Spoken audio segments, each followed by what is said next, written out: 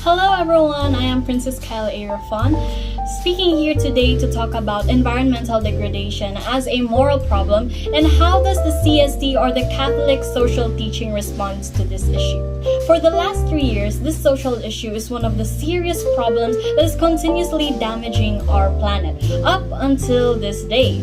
Examples are increasing unsustainable consumption patterns that have led to worsening air pollution, water scarcity, and waste generation, threatening human and environmental health. And the ones who experience most of its consequences are the future generations and the marginalized communities. This is a moral problem because it is caused by the behavior and the decision making of people towards the natural world. The environment is interconnected and human actions have wide-ranging effects on ecosystems, biodiversity, and well-being of other species. Realizing this means understanding that our actions can harm or benefit the natural world and the organisms that inhabit it. So, the Catholic social teaching offers a framework for understanding and responding to environmental degradation. Did you know that one of the principles of CST is solidarity, wherein we unite and face challenges in our community together? It is our responsibility to take care of each other's well-being and to nourish our environment.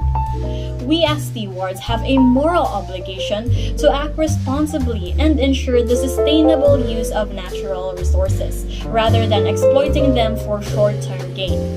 We must unite together for us to achieve a healthy environment.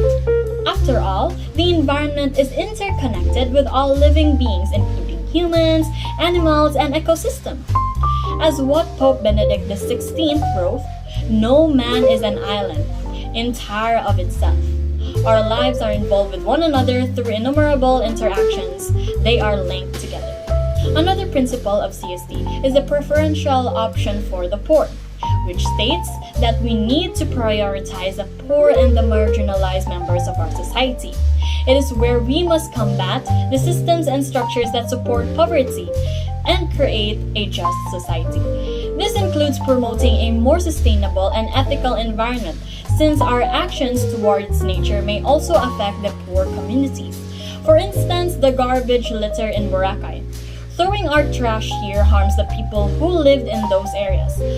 Another is the effects of pollution, which causes the decrease of crop yield and increased food prices. And we know the ones who mostly suffer from these consequences are the poor. There's environmental injustice. If it is our duty to take care of others, especially the poor, it is also our duty to take care of our environment. There are church documents, letters, encyclicals that address the environmental degradation. First, we have Laudato Si, an encyclical released by Pope Francis in 2015, which called for an urgent response to environmental degradation. The letter highlights the interconnectedness of ecological, economic, and social problems and stresses the importance of ecological conversion, which involves a fundamental shift in attitudes, values, and lifestyle choices towards environmental stewardship. Laudato Si also emphasizes the importance of intergenerational justice, the responsibility to take care for future generations by leaving behind a sustainable world. Next, the Catechism of the Catholic Church, which emphasizes the intrinsic value of all creation and the responsibility of humans to take care of the environment as stewards of God's creation. It stresses the importance of solidarity and subsidiarity, which involve working together at the local, national, and global levels to promote the common good and protect the environment. Lastly, we have the Bible. The Bible contains numerous passages that address environmental degradation and the Catholic response.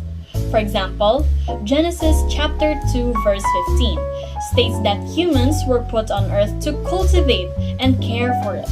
And Psalm chapter 24 verse 1 states that the earth is the Lord's and everything in it. These passages emphasizes the importance of environmental stewardship and the recognition of God's presence in all creation.